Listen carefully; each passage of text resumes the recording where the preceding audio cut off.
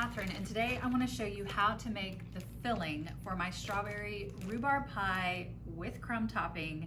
And step one is, well, you need to start with a pound of strawberries that you have cut. I took the top off and then for the most part quartered these into pieces, you know, about this size. We're also using a pound of rhubarb, and if you can find fresh rhubarb, it looks like long stalks. Honestly, it looks like pink celery. You can definitely use fresh. I want to show how to make this with frozen, just in case this is your only option. Most nicer grocery stores will have, like Central Market, will have frozen rhubarb, and it looks, I mean, look at this color. Like it's insane. Anyway, fresh, it's like this long stalk that looks kind of like celery, and you would just chop it up the same and use it the same. If you're using frozen, go ahead and let it thaw, and then all that juice is not a problem in this recipe. Kind of like with the cherry pie, we're gonna be thickening this up so the juice is actually a benefit. So the first thing you have to do here is you combine the strawberries, you combine the rhubarb, and you mix in 1 1/4 cup sugar. Now, the thing you need to know, well, 2 things you need to know. Rhubarb is super tart, like Sour Patch Kid tart. I mean, it's just so tart. If you've never tasted it, I would encourage you to try it once.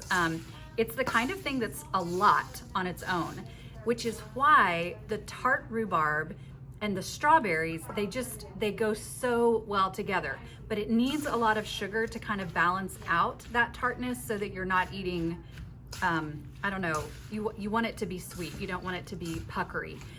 So this sugar needs to sit on this mixture for about 30 minutes at a minimum. The sugar will begin to draw out the moisture from this fruit, and we need that juice so that we can thicken it and turn it into a pie filling.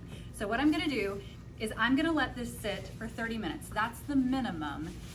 The maximum would be like you could cover this and let it sit overnight and then wake up the next morning and make it. That's totally fine. I'm not sure there's a maximum amount of time, but at a minimum, let it sit at room temperature for 30 minutes before you come back and get started. So that's what I'm gonna do. And I'm just gonna let you sit here and watch me for 30 minutes. Just kidding. I'll come back in 30 minutes and we will pick it up where we left off. Okay, 30 minutes later, I want you to see what has happened to this fruit.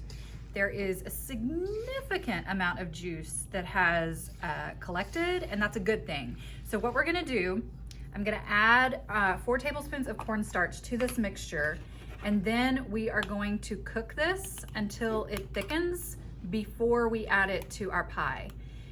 If you watched, 1, 2, have to count.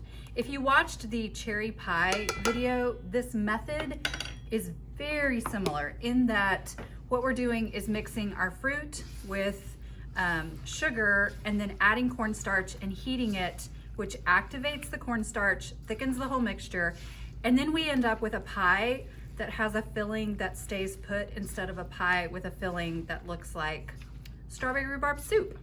So once you've just sort of like generally mixed this, you're good to go. And again, same pot as cherry pie, same kind of burner situation. I'm gonna transfer this to the pot. Make sure you scrape all the goodness out of the bowl.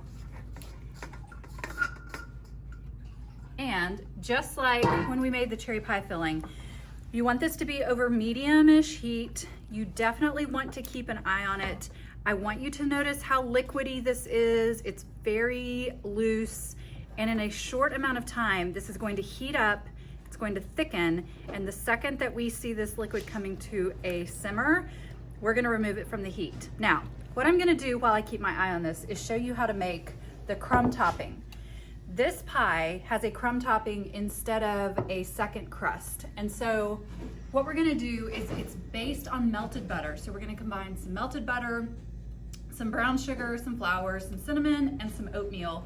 Mix it all together, and that will be the topping that goes on top of the pie before we put it in the oven. So let me walk you through what we've got here. We're first going to combine our dry ingredients, which include a cup of just regular oatmeal. This is the slow cook kind. It's not 1 minute oats. It's not the steel cut. This is just like, you know, the OG regular oatmeal. So a cup of that. Then we're gonna add a half a cup of all-purpose flour. And you wanna combine your dry ingredients first before you add your butter. Next on the list is half a cup of brown sugar. This is my hack for how I store brown sugar. I store it in a sealed bag because otherwise there's no way to keep moisture in it. It'll get hard. So I scoop it inside the bag, use my hand on the outside of the bag to pack it in, and then my hand is clean. But a half a cup of brown sugar. And then we're gonna add a 1/4 teaspoon of cinnamon that will give this just the best unexpected flavor to this topping that will perfectly accent the sweet tart strawberry rhubarb filling. There's our cinnamon. And then using a spatula, just make sure you combine all of this, mostly looking to see that the flour and the oats and the cinnamon kind of get visually evenly distributed. And once it looks like it's all one mixture, if you have a lump, you can just sort of break that up. Then we're just gonna add 6 tablespoons of unsalted butter that we have melted. Make sure you scrape it, get all the goodness out of there. And then combine this until it has the consistency of what I would call maybe like wet sand. This can be made ahead and stored until you're ready to bake your pie.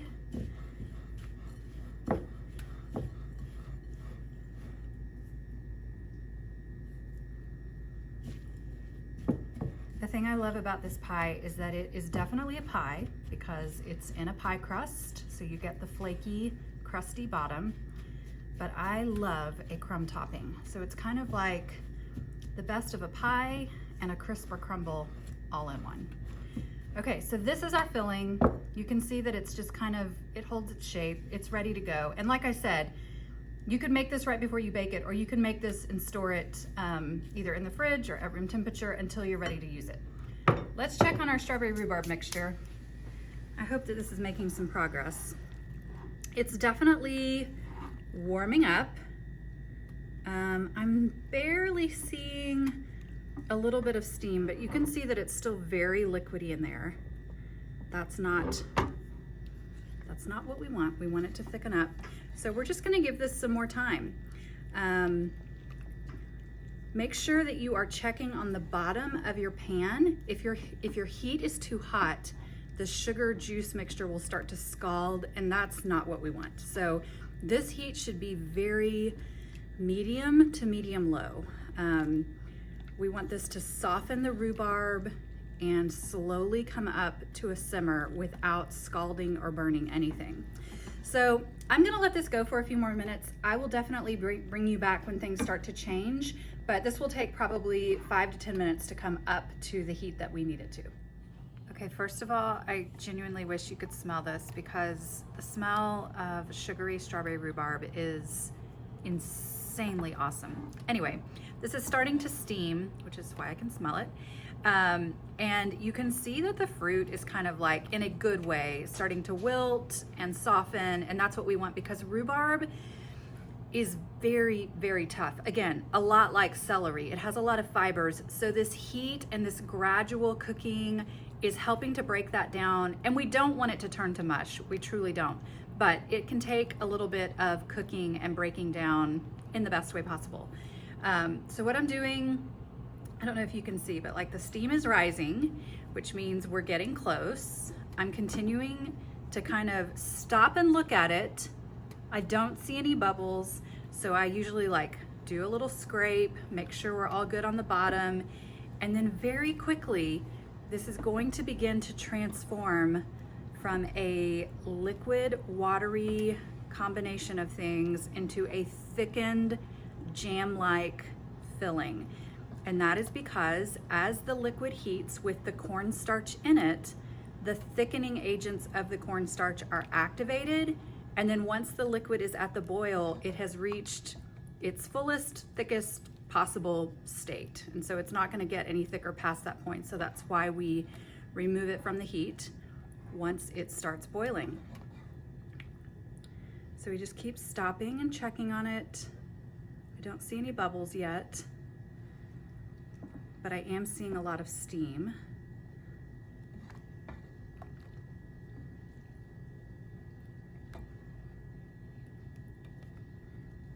Just be patient.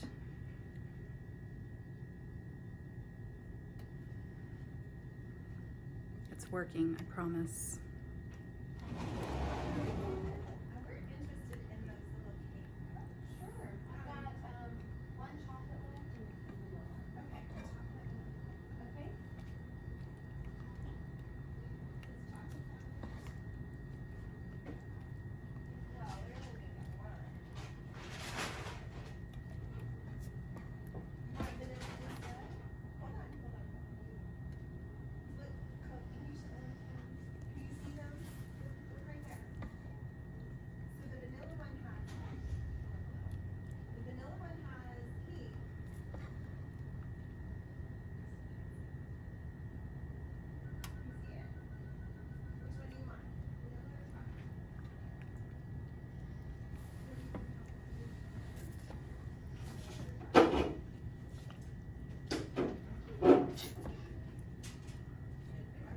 Okay, one of the first things that will happen is you will notice, you'll start to stir this, and when you do a turn around the pan, you will start to leave a trail, and you may even hear the sound of the juice kind of replacing that open spot, and it will kind of have like a sound. And I don't know what to call that other than like that's one of the initial signs that we're about to just change. And all of a sudden, I mean, it happens so quickly.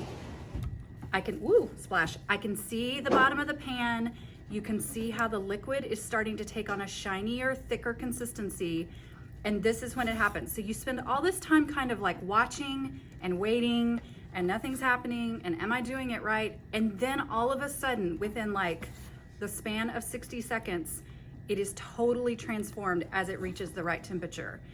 And this is why it's really important not to walk away and just be patient. But now you can see how I can see the bottom of the pan when I scrape my spoon through it. So at this point, you kind of want to stop and look, see if you see any bubbles. I don't yet, so I'm gonna keep it moving because I really, truly do want to see at least one teensy bubble break that surface to tell me we've gotten to where we need to be. Okay, I just saw one over here on the side and they're starting to pop up. So this is when you take it off the heat. And you hear that sound. It's that kind of like hissing sound that happens when you stir it. We're done.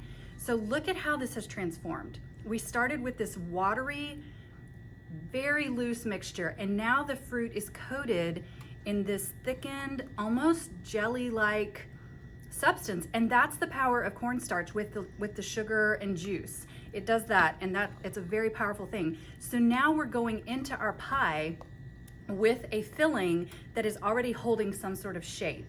Otherwise, we would go into a pie and it would leak everywhere and it would be a soupy mess. Now, here's the important thing to know about this filling. Obviously, like, the steam is in my face. This is super hot. It was literally just boiling a second ago. If I took this filling and put it into my pie crust, the pie crust would melt and it would be a disaster. You can't do that. You have to let this chill at least to room temperature, but even better would be like chill it overnight. If you want to cool it down quickly, pour it onto something like a sheet tray so it can spread out and the heat can evaporate more quickly, or you can store it in another bowl, or like I said, you could wait till tomorrow. You could store it in your fridge, pull it out cold, and go from there.